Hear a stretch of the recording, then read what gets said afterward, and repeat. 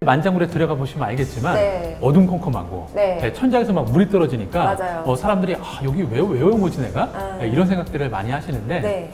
만장굴은 폭이 제일 넓은 구간이 18m 정도 돼요. 폭이? 네, 길이가 아니라? 네, 그리고 이 정말요? 천장의 높이가 가장 높은 구간이 네. 23m 정도 됩니다. 사실 이 만장굴은 해방 직후죠. 네. 1946년도 네. 무렵에 네. 제주 김영 초등학교에 네. 초임교사를 부임하셨던 네. 부종유 선생님이랑 네. 초등학교 5학년 아이들 30명이 오. 집신 신고 횃불 들고 들어가서 이 만장굴을 처음으로 발견했습니다. 그게 처음이에요? 네, 처음입니다.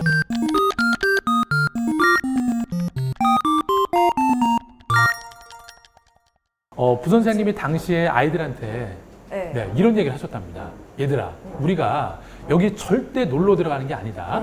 우리가 만약에 이 동굴을 최초로 발견한다면 이 동굴의 길이와 폭을 측량을 해서 네. 기록으로 남겨서 네. 후대에 전달을 해야만 이 탐험이 온전히 의미가 있다. 네, 라고 해서 측량만을 만들었습니다. 자, 그런데 더 놀라운 사실은 뭐냐면 체계적이네요. 그렇죠. 완전. 지금 만장굴의 길이가 이제 7.4km인데요. 네. 그 당시에 이 꼬마 탐험대 아이들이 네. 어떤 방법을 써서 지금의 길이와 오차범위 800m 정도밖에 안 날 정도로 네. 정밀하게 길이를 쟀습니다. 와. 그 75년 전에. 자, 어떻게 됐냐면 네. 제주에는 그 벼농사를 짓지 않는 대신에 네. 청보리 농사를 많이 지어요. 네, 맞아요. 그리고 가파도 청보리 축제 하잖아요. 네, 그 청보리 그 타작한 걸로 네. 새끼줄을 꼬아서 네. 10m짜리 줄자를 만듭니다. 그래서 이걸로 한 뼘, 두 뼘, 세 뼘에서 네. 만장굴의 길이를 지금이랑 거의 비슷한 수준으로 네. 측정을 한 거죠. 대단하네요. 네. 사실 그때 만장굴을 발견할 당시에 네. 꼬마들이 그 1차적으로 만장굴 탐험을 마치긴 했는데 네. 마지막에 그 출구를 못 찾았어요. 그래서 이 출구를 찾을 때는 동네 주민들이 모두 동원이 돼서 연합작전을 통해서 네. 이 동굴 출구까지 결국 발견하게 됩니다. 네. 그래서 결국에 출구로 무사히 빠져나간 거예요. 출구는 바로 용암동굴 천장 위에 커다란 구멍이 뚫려 있었던 거죠. 거기서 빛이 비치니까 네. 여기가 이제 출구구나라는 걸 알았던 거죠. 와, 이런 거 진짜 어디 책에서도 못 보는 얘기 아니에요? 네, 그런데 사실 너무 재밌다. 단순히 네. 이게 이제 꼬마들이 선생님이랑 탐험을 했다, 네. 이게 중요한 게 아니고요. 네. 인류 역사를 통틀어서 네. 유네스코 세계 자연유산에 등재될 정도의 네. 세계 최대 규모의 용암 동굴을 초등학교 5학년 아이들이 집신 신고 횃불 들고 들어가서 밝히는 경우는 거의 최초라는 거죠. 아, 진짜 박수 쳐드리고 네. 싶다. 네, 박수 그 쳐야 부 됩니다. 선생님에게. 그렇죠. 네.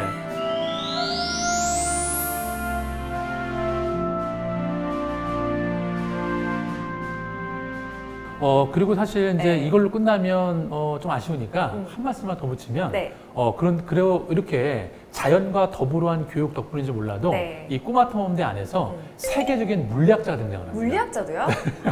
네, 그 김덕주라는 그 학생이었는데 네. 이 덕주 학생은 그 당시에 누가 보더라도 네. SBS 영재발굴단에 가야 되는 아. 네, 그런 아이였다고 합니다. 네. 그래서 마을 어른들이 걱정을 하세요. 아이고 우리 덕주는 제주의 쌀이가 아닌데 이거 오해할고 걱정을 하다가 네. 덕주가 중학교를 졸업한과 동시에 네. 마을 어르신들이 쌈짓돈을 모아서 덕주와 덕주 어머니를 일본으로 유학을 보냅니다. 마을 장학생 자격으로. 네, 근데 진짜. 이 덕주가 네. 기대를 저버리지 않고 덕주가. 요즘 조금 한일 관계가 그렇긴 하지만 네. 일본 동경대 물리학과를 아주 우수한 성적으로 입학을 합니다.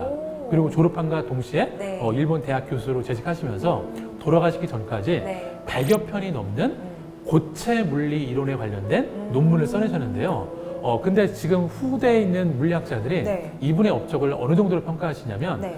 만약에 이 한국 출신의 김덕주 교수가 고체 물리 이론의 초석을 다지지 않았더라면 네. 현대 반도체 산업은 20년 뒤에나 가능했을 거라는 거예요. 웬일이야. 네, 거의 반도체 산업의 근간을 만드신 거죠. 네. 네, 그리고 이제 무엇보다 한국 사회가 그토록 열망하는 노벨상 이거 하나 정도는 무조건 김덕주거다라고 누구도 믿어 의심치 않는다는 거죠. 네, 그래서 그 생존자시는 그 할아버지께서 지금 80대 중반이신데 네. 제가 종종 찾아뵙거든요. 아, 근데 저한테 그런 얘기를 진짜요? 하세요. 아직도 네. 지금 구순을 바라보는 나이인데도 네. 이 만장굴의 그 계단을 내려갈 때가 되면 12살로 돌아가는 타임머신을 탄 기분이라는 거예요. 와. 네, 아직도 그때 그 맞았던 네. 그 물방울이랑 다들 무서워서 네. 숨소리도 안 내고 걸었던 그 발자국 소리가 아직도 귀에 생생하다는 거죠. 오늘 대장님 말씀 들으니까 저도 막 버킷리스트가 새로 생겨서 너무 좋은 것 같아요. 여러분도 꼭 그 만장굴 다시금 가보셔서 그 그런 새로운 느낌, 또 과거에 있었던 일 생각하면서 새로운 걸 많이 네. 느껴보셨으면 좋겠네요.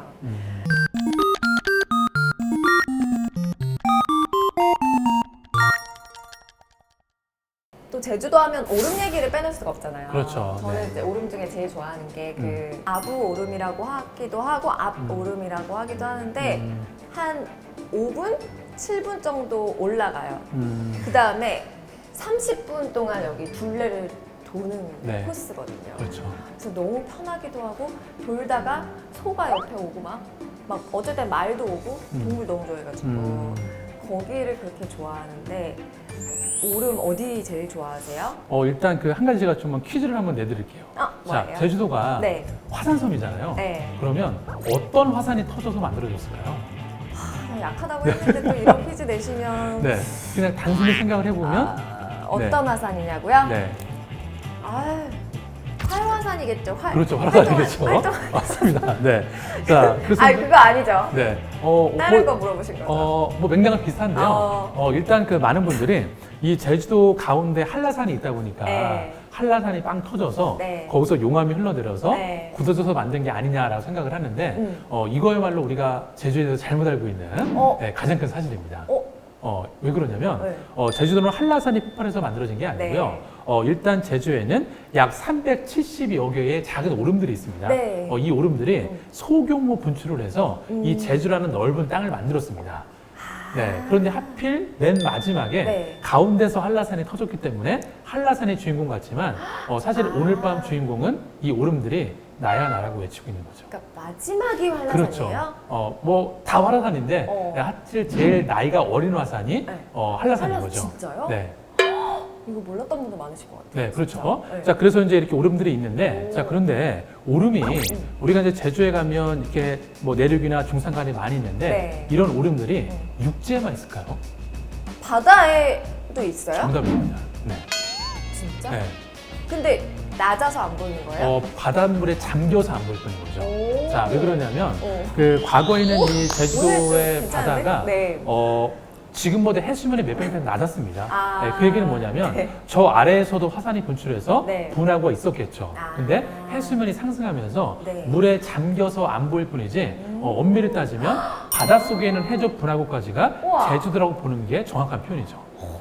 되게 많겠네요. 되게 많습니다. 그래서 제주도 같은 단일 면적의 지상의 오름이 제일 많은 곳도 지구상에서 네. 제주도고요. 네. 해저 분화구가 제일 많은 곳도 제주도라고 보셔도 됩니다. 그럼 해저 분화구 같은 거는 스쿠버 다이빙 하면 볼 네. 수 있어요? 일단은 가까운 데 있으면 볼 수 있을 텐데, 네. 뭐 다이버들도 들어갈 수 있는 수심이 그쵸, 그쵸. 있잖아요. 아. 그런데 굳이 우리가 들어가지 않아도 네. 이 바닷속에 있는 그 분화구의 모습을 유추해 볼 수 있는 곳이 있습니다, 제주도에. 어딘가요? 네, 제 책에도 진짜? 표현을 했는데, 네. 바로 서쪽에 가면은 네. 수월봉이라는 곳이 있습니다. 수월봉? 네. 오. 네, 우리가 좀 더 쉽게 표현을 드리면은 그 제주 올레 12코스. 네. 라고 이제 표현을 하면 많은 분들이 더 이해하실 텐데 이 수월봉에 가면은 12코스? 이 보이지 않는 해저 분화구를 볼 수가 있습니다. 어떻게 해요? 이 수월봉에 가면은 네. 약 한 2km 정도로 이렇게 해안 절벽이 쫙 펼쳐집니다. 그것도 장관이겠네요. 네, 그것만으로도 장관인데 네. 중요한 건 뭐냐면 이 병풍처럼 펼쳐져 있는 이 지층 표면을 가까이서 가서 들여다보게 되면 네. 크고 작은 화산탄이라는 돌멩이들이 박혀 있어요. 지층은 약간 회색이나 갈색 분위기고 네. 이 화산탄이라는 돌멩이는 오. 검은색이기 때문에 윤곽이 되게 또렷하게 구분이 우와. 됩니다. 자, 그런데 여기가 왜 중요하냐면 네. 한 10여 년 전에 화산학자들이 여기를 처음 발견을 한 거예요. 그리고서 성분을 조사해 봤더니 네. 분명 화산이 뻥튀기처럼 빵 터져서 그때 쏟아 나오는 화산재들이 쌓여져서 만들어진 지층이 맞습니다. 그런데 문제는 뭐냐면 어딜 봐도 성산 일출봉 같은 동그란 분화구가 없는 거예요. 아니 분화구가 있어야만 우와. 가운데 화구가 있어서 그쵸. 뻥튀기처럼 빵 터져서 막 뭔가 바뀐 쏟아져 거죠? 나올 텐데 어딜 봐도 바다밖에 없는 거예요. 그래서 이상하다 싶어갖고 이제 그 고민을 했었는데 네. 바로 조금 전에 설명드렸던 이 화산탄이라는 돌멩이가 날라와서 박혀 있는 그 모습이 네. 단서를 제공을 해줍니다. 네, 그 돌멩이가 박혀 있는 모습을 보시면은 네. 이 돌멩이가 날아와서 박혀 있는 모양에 따라서 지층이 이렇게 U자 모양으로 휘어져 있습니다. 네, 아무래도 방향이 있으니까 그쵸, 방향. 그 날아온 방향대로 휘어져서 네. 딱 지층에 박혔겠죠. 네. 그래서 과학자분들이 이 궤적을 다 계산을 해서 선을 그어봤더니 네. 모두 한 곳을 가리키고 있는 거예요. 그러니까 바로 바다 한 군데가 네. 한가운데가 네. 분화구의 중심이었고요. 과거에는 성산 일출봉 2배 크기의 화산 분화구가 있었는데 네. 해수면이 상승하면서 파도가 얘를 다 깎아버리니까 아. 다 깎여나가고 이 분화구가 이렇게 동그랗게 있으면 네. 지금은 다 깎여나가고 이 테두리만 남아있는 거죠. 아. 네. 그런데 문제는 제가 이렇게 설명을 드려도 잘 이해가 안 가시죠? 왜냐면 막연하게. 물 안에 이렇게 투시해 볼 수 있는 그렇죠. 그런 건 없어요? 네. 진짜? 그렇죠. 그것도 있는데, 네. 사실 일단은 그 투시, 바닷속에 있는 분화구를 네. 설명드리기 전에, 네. 요 보이지 않는 분화구를 네. 아주 잘 이해할 수 있는 제가 팁을 하나 알려드릴게요. 뭐예요? 뭐냐면, 제주도에 가면 네. 이 수월봉도 있고, 네. 그리고 송악산 들어보셨죠? 네, 들어봤어요. 네, 송악산도 있고, 네. 또 용머리 해안이라는 데도 있습니다. 그리고 성산 인출봉. 네. 자, 이런 화산들이 모두 같은 그 형성 과정을 통해서 만들어지는 화산인데, 아. 이런 곳에 가실 때는 무조건 초코파이를 가져가시면 됩니다.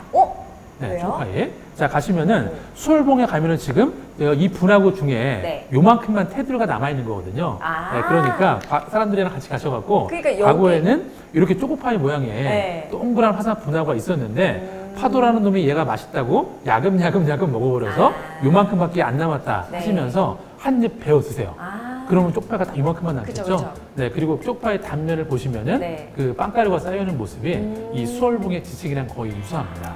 네, 그런데 네. 주의할 점이 하나가 더 있습니다. 뭐였죠? 초코파이를 네. 이만큼을 한 입을 베어 드시면 목이 막힙니다. 네, 그래서 무조건 탄산음료를 준비하셔야 돼요. 탄산음료. 근데 탄산음료 좋아하시나요 혹시? 되게 좋아요. 아, 좋아하세요? 근데 기호에 따라 안 좋아하시는 분들이 있는데 네. 안 좋아하셔도 탄산음료를 가져가셔야 돼요. 어? 왜냐하면 탄산음료를 흔들어서 따면 어떻게 되죠? 빵 터지죠. 네. 그게 화산 분출 원리랑 똑같습니다. 아. 네, 그리고 네. 그러니까 이 탄산음료 딸 때 쏟아 나오는 거는 그쵸. 화산 분출의 원리, 아. 그리고 초코파이는 이 오. 분화구의 원형을 이해한다. 이렇게 설명을 하시고 네. 드시면 간식도 되는 거죠. 네. 진짜 이렇게 쉽게 얘기해 주시니까 진짜 초코바이 들고 탄산음료 들고 가시겠어요. 그렇죠. 많은 네. 분들이. 자, 그런데 네. 그 사실 이제 그 아까도 그래도 직접 눈으로 봐야 우리가 믿을 수 있는 거 아니냐. 그런 게 진짜 라고 있어요? 말씀하셨는데 네. 그거를 최초로 발견하신 분이 계세요. 바로 그 마을에 사시는 어. 해녀 삼촌이. 삼촌? 네. 그러니까 제주도에서는 또 아, 식당 그렇죠. 가면은 맞습니다. 네. 이모 안 그러고 삼촌 막 이렇게 하시더라고요. 네, 동네 어르신을 삼촌이라고 표현을 하죠. 네. 네, 그 수월봉에 사시는 그 장순덕이라는 해녀 어르신? 삼촌이 계시는데 네. 이분이 그 말씀을 들어봤더니 네. 18 나이에 이제 정말 먹고 살기 위해서 네. 바다에 처음 들어가셨대요. 네. 그런데 그 어린 마음에 호기심이 있다 보니까 소라 전복을 따다가 네. 숨을 한 흡을 남겨놓고서 이쪽을 한번 헤엄쳐 가봤더니만 오. 바닷속에 뭔가 동물이 하나 있는 거예요. 오. 그리고 다음에 들어갔을 때는 네. 이쪽으로 가봤더니만 이번에는 땅바닥이 밥그릇처럼 펴져 있는 겁니다. 우와. 자, 근데 그때는 알 길이 없잖아요. 그쵸, 그쵸. 근데 이 수월봉이 세계 자연유산으로 세계 지질공원으로 선정이 된 다음에 화산학자들이 와서 이 삼촌께 설명을 해드린 거죠. 삼촌. 네. 삼촌이 보신 게 만장굴이랑 똑같은 용암 동굴이에요. 그리고 삼촌이 보신 게 아부름이랑 똑같은 해저 오름, 분화구입니다. 라고 설명을 드렸더니 네. 이 삼촌께서 50년 먹은 체중이 다 내려간 거죠. 네, 뭘 그래갖고 나 했는데. 지질공원 해설사에 도전을 하셔갖고 네. 더 많은 사람한테 이걸 알리고 싶더라고. 네. 해갖고 해설사가 되셨습니다. 진짜요? 네, 그래서 요즘에도 네. 일주일에 3일은 해설을 하시고 네. 3일은 바닷속에 들어가시는데 아. 그냥 들어가지 않습니다.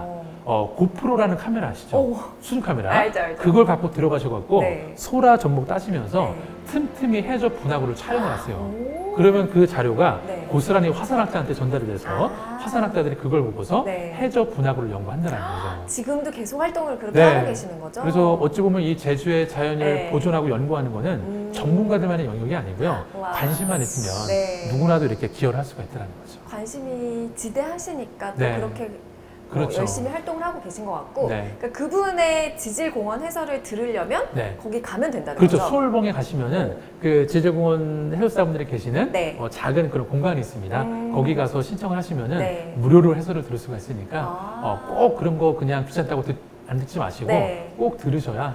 네. 진짜 혹시나 네. 그림이 안 그려지시면 네. 진짜 가가지고 그렇죠. 그분들께서 직접 여기가 이렇게 모양이 이렇게 된다 네. 뭐 이렇게 설명해 주시면 훨씬 재밌고 흥미롭게 둘러보실 수 있을 그렇죠. 것 같아요. 입체적으로 그려지죠. 맞아요. 네.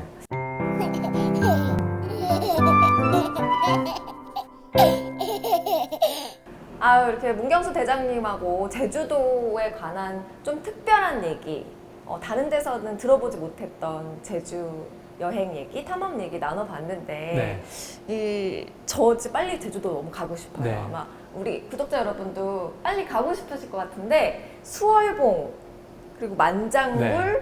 곶자왈. 곶자왈, 동백동산, 그리고 비양도. 네. 한번 꼭 가보시길 바라고요. 못다한 이야기 있으시면 네. 좀 더 부탁드릴게요. 아, 네. 마지막으로. 딱 한 말씀만 더 드리고 싶은데요. 네. 사실 우리가 제주도가 유네스코 세계 자연유산이라는 건 다 알고 있잖아요. 네. 근데 도대체 뭐 때문에 세계 자연유산이 됐냐라고 하면 네. 많은 분들이 잘 모르십니다. 네. 그래서 요거를 좀 정확히 이해할 필요가 있는데요. 일단 제주도가 세계 자연유산이 된 이유는 뭐냐면 네. 첫 번째는 한라산 천연보호구역입니다. 네, 그러니까 한라산을 포함해서 네. 곶자왈까지를 포함한 네. 이 천연보호구역이 한 가지고요. 네. 그리고 두 번째는 바로 동쪽에 있는 성산 일출봉입니다. 근데 이 성산 일출봉이 우리가 보통 여행을 가면 네. 아, 여기 뭐 저번에도 갔다 왔는데 그죠? 일출 보러 가고. 네, 뭐 가끔 이렇게 좀 이렇게 너무 자주 가니까 네. 사람들이 그 가치를 잘 모르시는데 네. 성산 일출봉은 이 지구상에서 그런 바다에 떠 있는 화산 분화구의 단면 구조를 가장 완벽하게 볼 수 있는 것입니다. 그래서 정말 지구상에서 화산학자라는 이름표를 달고 있는 사람들한테는 네. 죽기 전에 와봐야 되는 성지 같은 곳이라는 거죠. 네. 그렇게 좋은 곳이었구나. 네.